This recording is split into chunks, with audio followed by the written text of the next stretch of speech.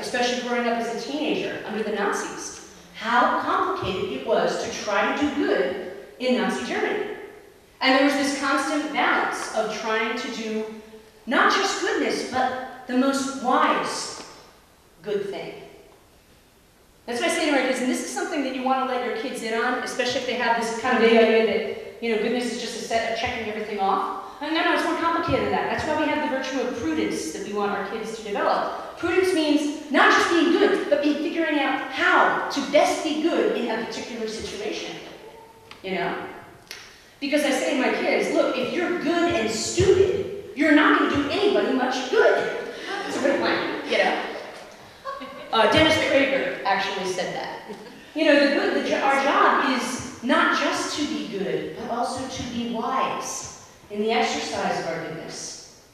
Like Christ said something about, be wise as servants, starting at the root there, and innocent as, stuff.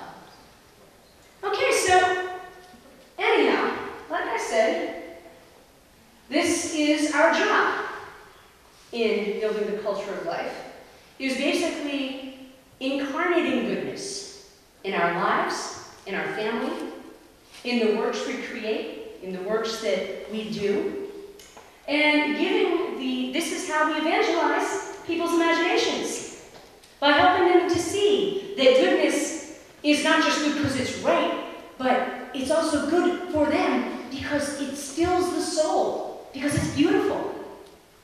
My husband said he had a conversion when he was falling away from his faith because of Lord of the Rings. Because he read it and he was like, I'm not like Aragorn. I want to be like Aragorn. I want that beauty. And he began searching for it.